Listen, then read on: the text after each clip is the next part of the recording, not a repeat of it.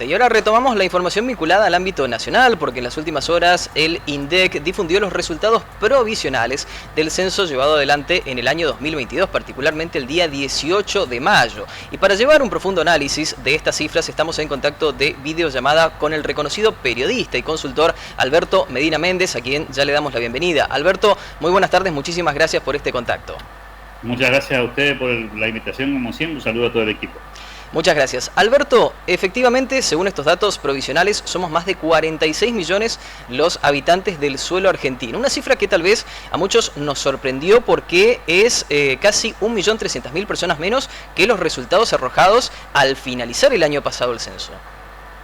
Bueno, sí, hay mucha tela para cortar, ¿no? Y en estas cuestiones estadísticas siempre hay que ser muy prudente, porque siempre estamos hablando de datos que todavía se están procesando. Por eso ese primer dato provisorio que apareció hace algún tiempo atrás podría adolecer de errores, y de hecho evidentemente lo fue así. Y por otro lado, recordemos que la mecánica del censo es la primera vez que se hace con este esquema en el que por ahí había gente que era visitada y gente que pudo cargar su información en forma online, y eso por supuesto puede también distorsionar en alguna medida la manera de recabar los datos. Sí, claramente tal vez se cubrió un porcentaje de la población más importante, se llegó a más lugares, y de todas maneras es una cifra referencial, ¿no? Nadie está imaginando que estas cifras deban ser exactas ni mucho menos, es una fotografía de un momento y nos da alguna aproximación. Yo creo que muchos argentinos estábamos imaginando que íbamos a estar seguramente rondando los 50 millones de habitantes. Eso no fue así. El crecimiento poblacional se da a un ritmo determinado. Sí me parece mucho más interesante en esto, José, mirar el pago chico, ¿no? Los números del nordeste argentino son interesantes, porque a mi juicio hay algunas primeras conclusiones que podrían ser todavía objetadas, pero que a priori muestran un cambio de tendencia con lo que históricamente fue el norte argentino, que ha sido un gran expulsor de habitantes, ¿no? Y hoy vemos un crecimiento de la población argentina por debajo del promedio que lo que ha subido la región, ¿no? Claro. Que evidentemente hemos dejado de ser regiones expulsoras de gente, ese viejo problema que había, que la gente que nacía acá se iba a vivir particularmente en la provincia de Buenos Aires. Me parece que ese drenaje, que todavía sigue existiendo, se ha minimizado, porque los números realmente de la región han sido considerables en crecimiento. Exacto. Alberto, vemos que hay un porcentaje mayoritario de mujeres en la República Argentina por sobre los varones. ¿Esto es una tendencia mundial o solamente se da aquí en nuestra república? Yo creo que es una tendencia global, pero siempre la diferencia no es tampoco abrumadora, ¿no? Estamos hablando de diferencias que en el contexto de los grandes números tampoco es absolutamente relevante. Estamos hablando, al final del día, estamos hablando de la mitad de la población de un género y la otra mitad de la otra. No hay cifras demasiado desniveladoras, hay un poco más de mujeres que de varones, y la curiosidad esta de que en el censo se relevó también a aquellas personas que no se identificaban con ninguno de los dos géneros, que paradójicamente el número fue muy exiguo respecto a la expectativa que había seguramente por mucha gente de que ese número podía ser mucho más relevante, ¿no? Y creo que es otro dato curioso para observar con mayor detenimiento.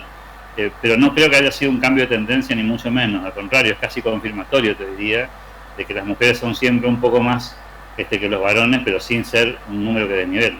Claro. Nosotros, Alberto, en esta realidad vemos números, tal vez un número frío que no represente mucho más de una simple lectura. Pero ¿para qué le sirve al gobierno tener las estadísticas de un censo?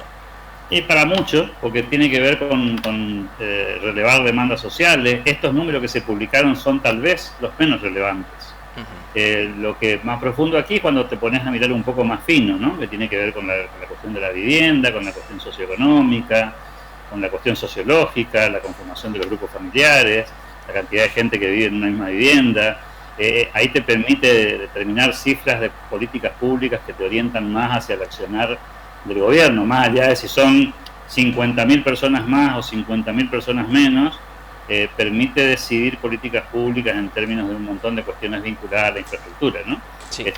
Y eso me parece que sí es un dato útil a la hora de trabajar. No esto que por ahí tuvo, digamos, repercusión periodística y que no deja de ser el primer dato que se publica. Bueno, lo más relevante me parece que va a venir después, cuando se pueda hacer un análisis un poco más fino de las realidades de cada provincia, de cada departamento. Fíjate que todavía no tenemos detalles de ciudades, ¿no? Estamos claro, frente a una cifra un poco más genérica. Hay gente que en el día de hoy vi que se confundía mucho a la hora de mencionar ciudades. En realidad acá ciudades todavía no está esa cifra desagregada.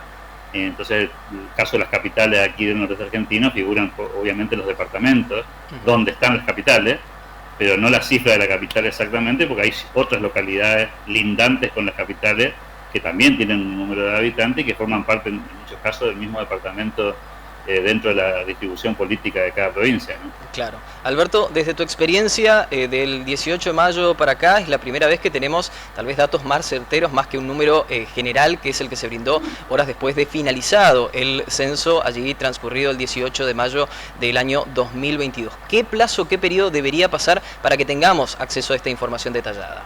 Bueno, en el mundo desarrollado, en el mundo civilizado, cuando pasa un año y medio del inicio del censo, la información está muy procesada. Yo creo que en el caso argentino se ha demorado más de la cuenta la información. Esta es una primera información preliminar, por supuesto.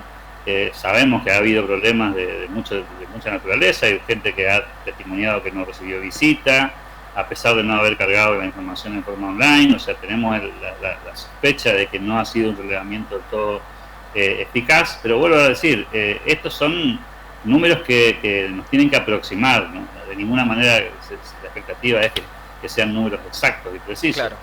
Son referenciables, sirven, esperemos que el gobierno termine de publicar toda la información y que esté disponible pronto, porque va a ser de mucha utilidad para no solamente para las políticas públicas, sino también para las cuestiones vinculadas a la economía, ¿no?